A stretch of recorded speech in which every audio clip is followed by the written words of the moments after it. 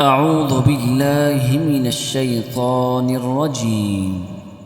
بسم الله الرحمن الرحيم. يا أيها المزمل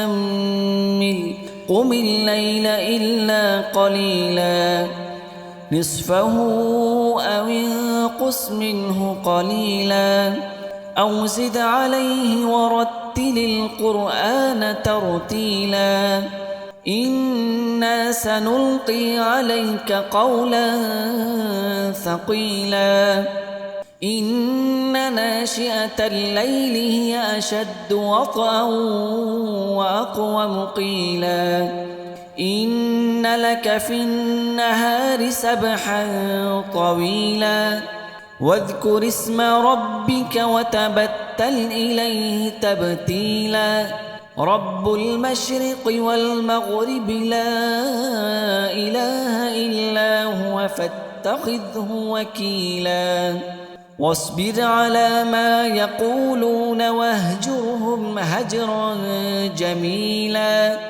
وذرني والمكذبين أولي النعمة ومهلهم قليلا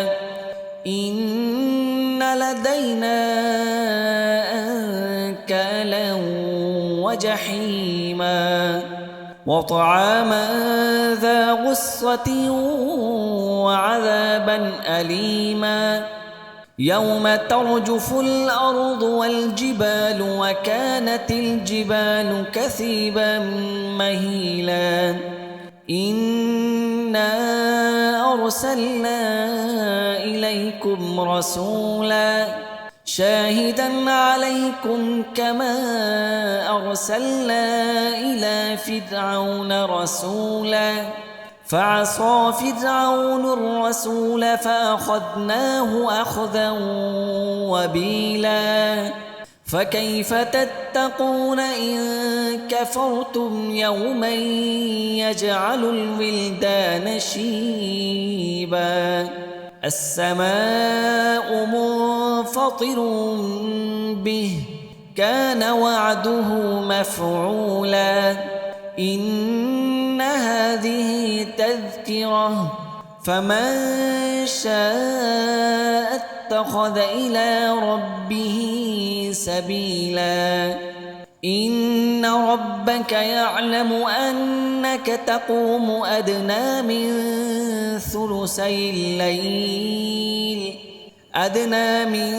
ثلثي الليل ونصفه وثلثه وطائفة من الذين معك والله يقدر الليل والنهار علم أن لا تحصوه فتاب عليكم فاقرؤوا ما تيسر من القرآن علم أن سيكون منكم مرضى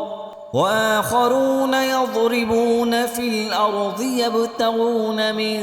فضل الله وآخرون يقاتلون في سبيل الله فاقرؤوا ما تيسر منه وأقيموا الصلاة وآتوا الزكاة وأقرضوا الله قرضا حسنا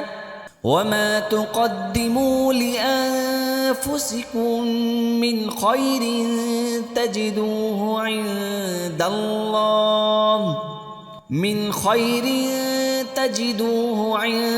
الله هو خيرا وأعظم أجرا واستغفروا الله إن الله غفور رحيم.